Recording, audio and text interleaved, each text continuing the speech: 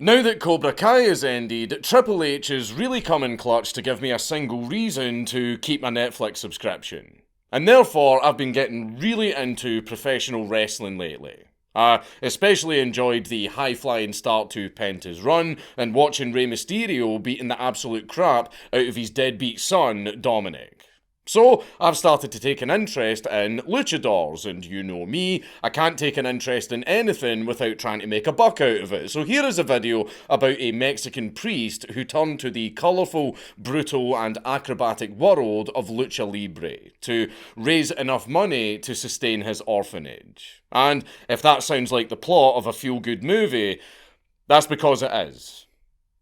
But it's also a true story. Fray Tormenta.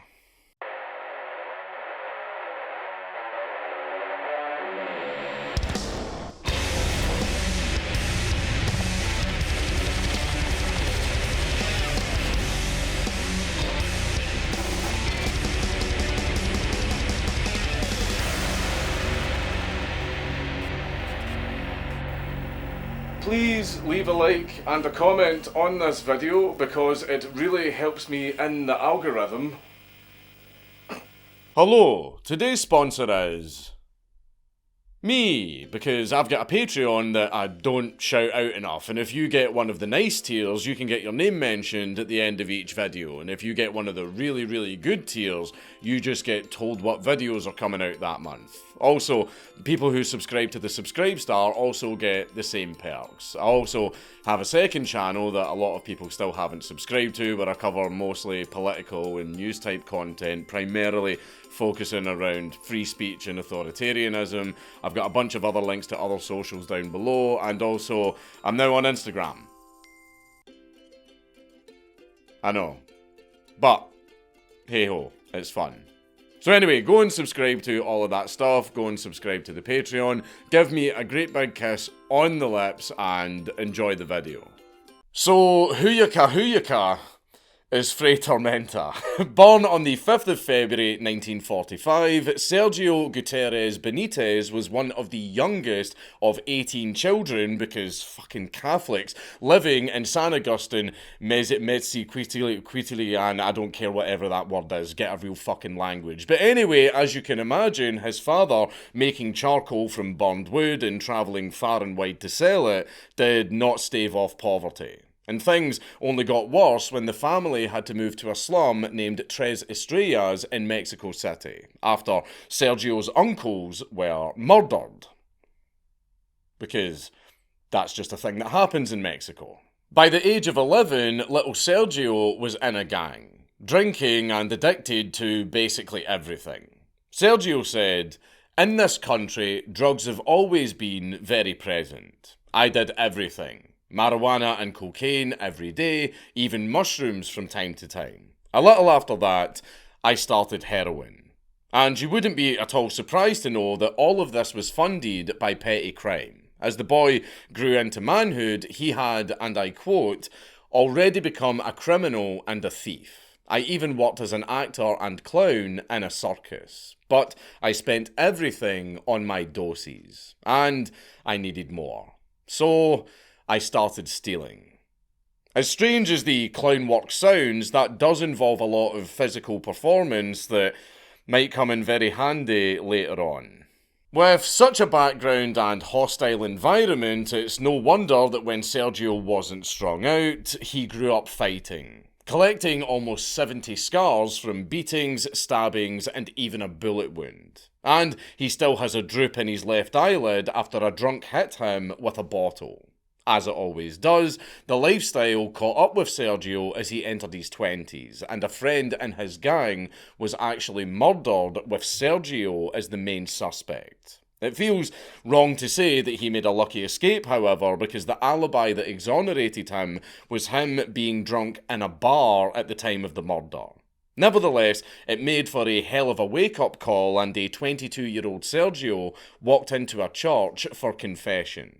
He was then told, "This isn't a rehab centre," and he was turned away. Obviously, that's one of the very last things that you should hear from a man of the cloth. But at least Sergio actually followed his advice. He spent a week in rehab, which consisted of spending the whole time strapped to a bed, agonisingly sweating all of that shit out of his body while screaming and tripping balls. And after the detox was over, he was warned, here you don't get cured. You get detoxed. Curing, you have to do for yourself. And to do that, Sergio had to get the fuck out of Tres Estrellas, lest he fall to temptation, because, and I quote, as a drug addict, you know where the drugs are. You know who has the drugs. It's like crap, it's like excrement. You smell it. But where did Sergio go? Well, he was still a bit sore from his rejection at the church, which gave him an epiphany when he thought to himself, if there were cool priests, a lot of us would change. So he decided to become a cool priest, so he headed to seminary in Toluca. Within a week, he was kicked out for punching another seminarian in the face. So he enrolled elsewhere and managed to keep his shit together long enough to study theology in Roman Spain for a few years before returning to Mexico. Not yet ordained, Sergio was a minister in Veracruz, sent to pray the rosary in a parish that was a complete shithole, even by the standards of Mexican poverty. Once he was done, he left to find that the local junkies, whores and delinquents that he had been sent to pray for had filled his car with sand, saying, "We don't want clergy around here, get the hell out of here." But while Sergio had managed to behave up to this point, old habits continued to die hard. And Sergio offered to fight for the degenerates' respect. He crossed himself, said, "Forgive me, Father," got some licks in, and then took an absolute beating like a champ, before asking them, who's next? They actually respected him after this. Sergio served his new flock dutifully, and he helped a number of them turn their lives around and discover other vocations. For instance, because Mexican, Sergio formed a parish mariachi band, though one of the teenage musicians, Pinguino, wasn't allowed to play at mass because he reeked of weed.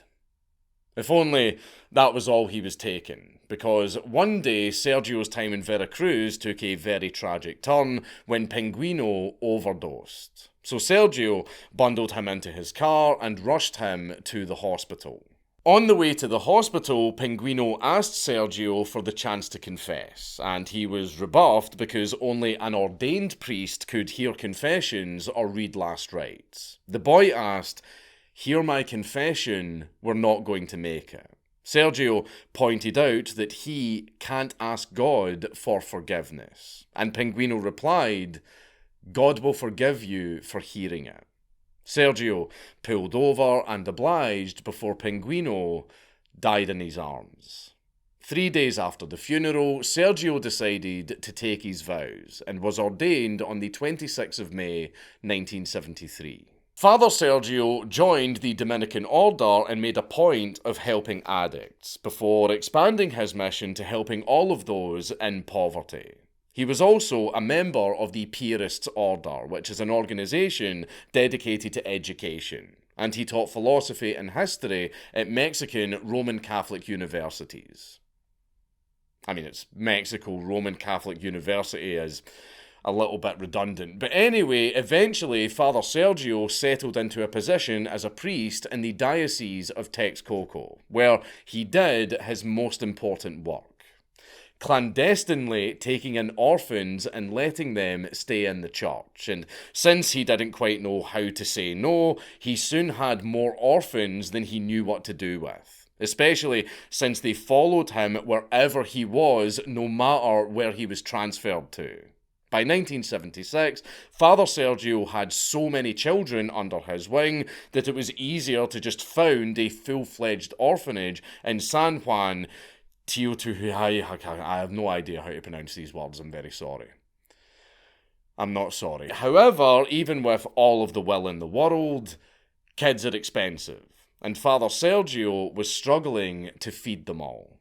Father Sergio was in a bind. The church wasn't funding him enough, and he couldn't exactly find any wealthy patrons to get donations from, because rich people in Mexico tend to only really come from one particular industry. So he needed to make the money all by himself. However, he would have to do so behind the church's back. He'd have to go incognito. They can't see him. Father Sergio's options were rather lacking. What could an ex-circus performer who grew up fighting possibly do? Well, in 1977, he was inspired by a film titled El Señor Tormenta, the plot of which is exactly what you would expect. And that got Father Sergio's noggin jogging when he said, "I read the papers and I thought wrestlers earned just as much as Cassius Clay. I thought, I'll do it for a year, build a city for the children, and then bye-bye."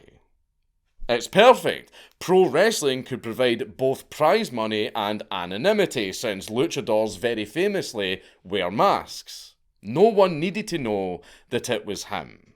So, Father Sergio met a luchador willing to literally show him the ropes. This luchador was named the Leader, and he trained at a gym in Mexico City every morning from 4 a.m. until Mass. A year later, he was ready. It was time for the local circuit to receive some divine reckoning. Into the ring stepped the Leader. And his opponent from Texcoco, Mexico, weighing in at 200 pounds, the Padre of Pain, Fray Tormenta! He lost. The student wasn't ready to become the master just yet, but what mattered was that Fray Tormenta was paid for his debut. So it was more than worth it, as his kids got to receive a solid 200 pesos. Yeah, he got basically nothing. But hey, every little helps, and at least he had the tenacity to persevere through this wake-up call, saying, "I became Fray Tormenta out of necessity. I had to support my kids. I thought that a wrestler made as much money as guys like Cassius Clay. So I decided I would become a luchador, and in 1 year I would make $1 million and I would build the City of Children." But it was not like that. My first match paid me about 200 pesos or $20. I said to myself, Jesus Christ, after so much training, $20. But I was hooked, and thanks to Lucha Libre, I accomplished many great things. As Fray Tormenta stepped into the ring night after night for initially mercenary reasons, he came to develop a lifelong passion as he became popular with the crowds and began to see wrestling as more than just a way to make money. When he said, "I want people to see wrestling not as violent, but as beautiful, elegant, and artistic. I don't think the people who watch me see me as sanguinary. I think they just see me as someone who is trying to fight the good fight." But as far as the crowd was concerned, who was this masked hero fighting the good fight? Well, in English, Fray Tormenta means Friar Storm. Clearly a nod to the film that inspired the whole venture, but also because he couldn't help making his character a priest. After all, it was familiar territory. In addition to the mask, Fray Tormenta wore a yellow leotard with red trunks and the letters FT and lightning bolts across his chest, with a gold cape for good measure. The symbolism of the colours wasn't particularly subtle, as Fray Tormenta explained. "I designed my own mask and outfit. My mask colours are yellow and red. The yellow represents gold for divinity, and the red represents the blood that Fray Tormenta is willing to shed for his kids." He also said that the yellow is for the liveliness Fray Tormenta must display in the ring. As for the rest of the gimmick, Fray Tormenta walked out investments, he prayed in the ring, and his finishing move was La Confessora, a figure 4 leg lock submission that made his opponents beg for God's forgiveness. Naturally, he was a technico, or what we would call a face, and he fought rudos, or heels, with names like El Satanico, El Hijo del Diablo, and Judas. Lucha Libre is a lot less morally complex than the WWE, but the stakes are not diminished for it, because many matches are fought with the luchador's hair on the line, with a barber brandishing clippers standing at ringside waiting for the loser. Or worse, the winner may take the loser's mask. And if you're wrestling incognito to avoid the ire of the church, that's a pretty big deal. But of course, it was worth all of the risk, because Fray Tormenta put it all on the line night after night with zero miedo, taking God knows how much physical punishment to scrape together just enough for his kids to eat. In 1987, he had 86 children in his care, 14 of whom were girls, as well as 3 volunteer women to help him out. 72 boys were crammed into quarters that had an intended capacity of just 12, with 1 toilet between all of them. And no toilet paper and barely a shower because the hot water tank was only 4 gallons. That's hard times. Even worse was the fact that the girls and the lady helpers used to be crammed in there with them. But the padre was eventually fortunate enough to afford to rent a couple of rooms across the road from the church. Clearly, he had to scrimp and save in any way that he could, even going as far as to put the money that promoters gave him for flights and hotels straight into the orphanage's coffers, and instead go to his matches by driving as long as 17 hours. But it wasn't just the kids that Fray Tormenta was so unwaveringly committed to. He would even maintain kayfabe by answering the phone with, "You are speaking to Padre Fray Tormenta." But hang on, why was he answering the phone like that? Because I thought the whole point of being a masked luchador was to fly under the radar. Well, the Padre was actually accidentally doxxed by his tag team partner, Huracan Ramirez, after the latter met him at a wedding that he was officiating. As Ramirez recalled, "I remember speaking with Fray Tormenta on the phone because we were to wrestle as tag partners. He told me openly to come by his church after his wedding service. Well, I laughed and said, 'Come on, really?' And he said to come by and find out. I did, and sure enough, he was telling the truth. I remember saying to Reverend Sergio, 'But you're really a priest and you fight in the ring.' Of course, word spread like wildfire, and soon enough, the secret was out. Fray Tormenta then received a call from his boss, Bishop Monsignor Torreblanca, who asked him, 'Hey, is there a luchador out there posing and wrestling as a priest?' And Tormenta just owned it and said, 'Yes, sir.' And when the bishop asked if he knew him, Tormenta said, 'Yes, it's me.' I'll let Tormenta explain how this panned out when he said, well, the bishop wasn't happy, to say the least. He told me to retire from Lucha Libre. I told him, 'All right, but every month I will pass by your place to pick up money for the kids.' He looked at me in silence and then said, 'Okay, keep wrestling.'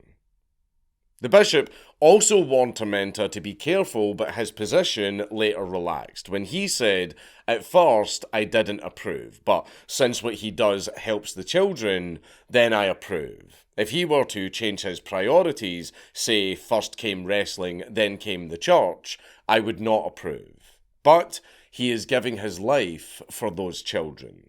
It's a good thing that Fray Tormenta's rule bending was tacitly endorsed, because he bent the rules a lot, but he always knew where the line was and made sure to remind himself of that when he said, 'As long as I've been a priest, 42 years, I've worn a rubber band, because the laws of the church should be like a rubber band.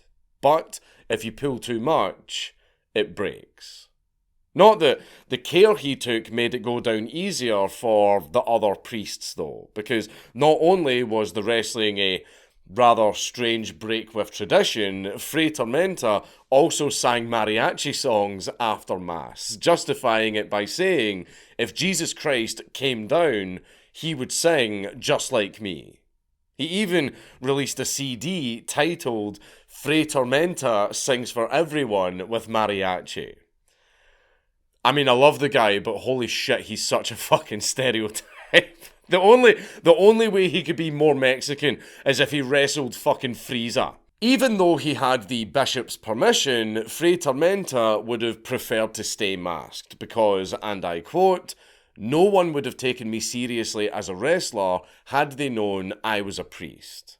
But this was only true to a point. No one really wanted to fight a man of the cloth, but it wasn't because Fray Tormenta wasn't taken seriously. It was because, and I quote, luchadors were afraid to fight me. Not because of my strength or skill, but they were afraid of the fans. The fans would shout out, you can't fight a priest, and they would throw tomatoes, garbage, and even coins at them. People in the crowd would even yell things like, how can you treat a man of God like that? And kill him, Padre, I'll pay for the funeral. An opponent of Fray Tormenta's, named Black Terry, also recalled a woman screaming, you're going to hell, Terry, during a match, and his tag partner also accepted that, yeah, I was pretty much condemned to hell also. Mexicans are somewhat religious. Despite the fear of God, these guys were all professionals, so they got over it well enough, with Ormuz the Viking god saying, sometimes it doesn't seem right. Sometimes I get upset. But then I remember that I am helping the children, and it feels good again. And Fray Tormenta had no such qualms either, seeing no contradiction between his religious vocation and his alter ego. Putting his theology degree to good use, Fray Tormenta explained, some say that our body is the temple of the Holy Spirit, so we shouldn't open ourselves up to being beaten. But that's hot air.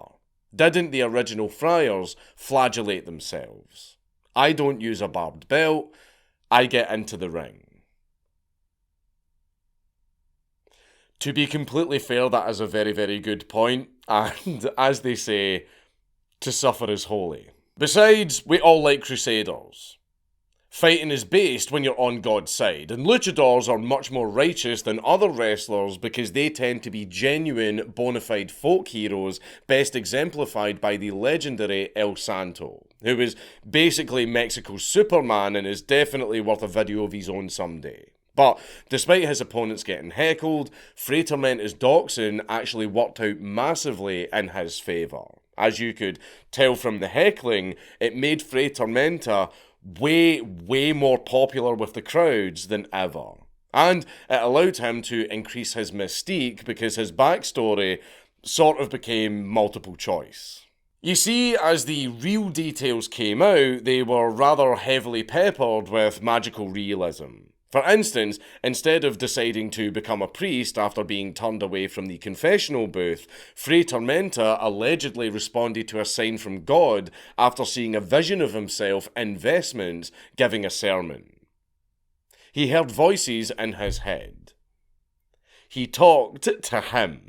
Fray Tormenta also claimed to have gotten special permission from the Vatican to wrestle, and that he was also visited by Pope John Paul II. As he recalled, they invited us to a meal, and during that visit, he went around saying hello to everyone. When he came to me, I introduced myself. I am Father Sergio and also Fray Tormenta. He smiled and said he wished there were many Fray Tormentas in the world. I answered smiling, no sir, because then all the churches would cease to exist. He placed his hand on me and gave me his blessing. Despite his fears, Fray Tormenta's identity getting out there only allowed him to openly raise awareness of his mission, and his fans were very eager to help. If they didn't just throw money straight into the ring, people in the crowd would shake his hand after matches and palm him cash. As one of the most popular wrestlers in Mexico, photographers would shoot his 5'7" frame from a low angle to make him look a lot bigger. Another way he was made larger than life was his appearances in comic books, as well as wrestling in international matches. Of course, it's no surprise that Fray Tormenta wrestled in 70 matches in the United States, but he also made 14 trips to Japan, where they absolutely fucking loved him. Over there, they go nuts for pretty much any character in a mask, and Fray Tormenta inspired characters in Tekken 3, as well as Pokemon Diamond and Pearl, because they saw him as the reincarnation of a similarly themed manga wrestler named Tiger Mask, who bookers at New Japan Pro Wrestling actually licensed and started putting in the ring. The homages didn't stop there, because you'll all surely know about 2006's Nacho Libre that starred a still funny Jack Black. Fray Tormenta was consulted on it, but as far as I could tell, sources couldn't exactly agree on whether any sort of deal was struck or any remuneration was given to the man himself. And funnily enough, even though Bishop Torreblanca gave the real Fray Tormenta the thumbs up, Nacho Libre was deemed morally offensive by the US Conference of Catholic Bishops, because what the fuck isn't offensive to them? However, I don't think that Fray Tormenta would have been too bothered about what they thought. When he said, "When I die, God is going to tell me, as a priest, I don't think you behaved very well. But because you had so many children that you raised, I'll give you a chance. You can pass through." Of course, I hope that it doesn't happen anytime soon, but you know that Fray Tormenta's canonization is going to go so hard one day. Do you think they're going to put the mask in the reliquary with his skull? But anyway, in the wrestling world, when Sami Zayn retired his El Generico gimmick in 2013, he returned home to Mexico to run an orphanage, before somehow coming back as even more of a Redditor. Back home, however, other luchadors paid tribute to Fray Tormenta in person, coming to him for blessings and confession, which must have been quite a thing to see. "Let me tell you something, brother. I don't even know how long it's been since my last confession, but there's no way that you can pull that off on me, and you know that I've committed a whole heap of sins. Pride. What? Because I know I'm the best. Greed. What? Because I will stop at nothing to get that belt. And most of all, wrath. What? Because of what I'm going to do to you this Sunday night at WrestleMania." Fray Tormenta provided his fellow luchadors with a lot of support and guidance, cutting a bit of an Undertaker-esque figure in the locker room. Ironically, he also baptized their kids, spoke at their funerals, officiated their weddings, blessed their houses, and even prayed for them as they entered the ring. In true heel fashion, his opponents were all the nicest guys, and some actually returned the favours that Fray Tormenta did for them, with one donating a couple of bags of rice, and another giving him an exhibition match at the actual orphanage so that the kids could see their adoptive dad wrestle. I bet they would have gotten a real kick out of seeing him hit sweet hymn music. That was fucking terrible, I'm sorry. Despite the acclaim and money coming his way, Fray Tormenta never lost sight of his true purpose, saying, "I wasn't after glory, I was after money for the kids." Although, when people make you a star, you can't help but be affected. Even a priest likes to be adored. And adored he was, because even his own parishioners started calling him Padre Tormenta or El Fray. After 23 years of hustle, loyalty, and respect, back when it fucking meant something, 4,000 matches, a broken nose, 3 cracked ribs, dislocated arms, and multiple broken fingers, Fray Tormenta semi-retired in the year 2000 and made the odd appearance here and there until he hung up the mask for good in 2011. Sort of, because he still wore it to church every so often for images that go extremely hard. And he incorporated stories of his wrestling experience into his sermons. Each day's reading of Austin 3:16 was heightened by the showmanship that he learned in the ring. which must have been just as surreal for his congregation as watching Linda McMahon's confirmation hearing and seeing a certain someone getting dangerously close to playing the game. Except if Fray Tormenta did it, he would have probably spat out wine. But while Fray Tormenta is long retired, age has taken a toll over the years, especially after spending so long flying around a ring and getting beaten up. Medical bills stacked as he started losing his sight, and he developed a laundry list of other health problems. Severe COVID almost got him, but he survived. Sadly, money is as tight now as it's ever been, and a still impoverished Fray Tormenta now runs a car wash in Texcoco to make ends meet. Though a woman discovered his story on TikTok, was reminded of her grandfather, and made a GoFundMe that received over 100 donations, which goes a very, very long way in Mexico's economy. Fray Tormenta more than deserved something for himself for a change. After decades of blood, sweat, broken bones and sheer dedication, the career of Fray Tormenta raised a grand total of £1.5 million pesos. £57,000. He didn't see a penny, though he did keep plenty of other mementos. True to his word, all of the money went to La Casa Hogar de los Cachorros de Fray Tormenta, or the home of Fray Tormenta's cubs. It was never quite the city that he wanted, because it was always cramped and the kids couldn't even afford Christmas presents or even new clothes. The kids, who were lucky enough to have shoes, simply sliced them open and let their toes dangle out of them when they outgrew them. At its biggest, up to 270 children lived at the orphanage at a time until Fray Tormenta downsized to a place in Hidalgo, which housed about 60 of them, and was built with the proceeds of selling the rights to his story to the makers of 1991's The Man in the Golden Mask. It was then destroyed in an accidental fire because young boys are pyromaniacs, which required a move to Texcoco. All in, Fray Tormenta took in around 2,500 children over the years and kept them all housed, educated and fed. He couldn't afford chicken, but refried beans, tortillas and powdered milk still kept their bellies filled 3 times a day. The orphanage was never much, but it was home. And it was a loving one.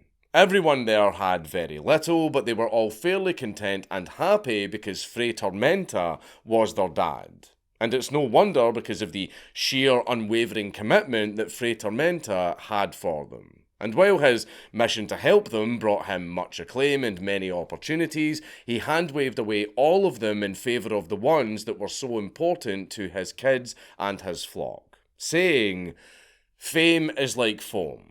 It goes down just as it goes up, so the best thing that a public figure can do is be humble and simple with people, because fame is fleeting. We all need to be humble, and more than anything, as I said, people should be able to know that even though that you've achieved great fame all over the world, you should still keep your feet grounded, because fame is not endless, whereas friendships are timeless. And do you know what else is timeless? Family." Like their adoptive father, many of his children became successful in their own ways. As Tormenta explained, "I have so much to be thankful for. 3 doctors, 16 teachers, 1 public accountant, 1 private accountant, 1 priest, 20 computer technicians, 5 lawyers and 5 practicing law have all come out of the orphanage." It's a shame to hear that 10 of his kids converted, but at least they all turned out better than Dirty Dom. You won't be surprised to hear that Fray Tormenta also taught a bunch of his kids to wrestle in an old ring, and one such pupil, named Crispin Bautista Alvalle, wrestles as Fray Tormenta Jr. He also lives with and looks after Fray Tormenta Sr. in his retirement. On this arrangement, Tormenta Jr. nobly declared, "More than anything, the father wants the good name of Fray Tormenta to have someone who will really take care of it and won't misuse it. He gave his entire life to support young people. We are going to return what he gave us." I'm sure that he's done his dad proud because Fray Tormenta Sr. actually cheers on Junior at his matches, and clearly Fray Tormenta's kids are just as proud of him as he is of them. As Fray Tormenta Jr. bragged, there are many kids that, when they are little, they say, "My dad is a policeman," and they feel like heroes themselves, or "My dad is a firefighter." And we would say, "Well, my dad is Fray Tormenta, so be careful if you mess with me." So we would gain instant respect. To us, he is our real father. We have always said it, a father is not the one who creates you, but the one who gets you through life. Fray Tormenta is a truly special and amazing person who gave his mind and his body and his entire fucking life to help raise orphaned children and give them a happy life. And I don't give a fuck what angry priests or critics of his might say. You don't get more Christ-like than that. It's Count Dankula on YouTube! Everybody just subscribe!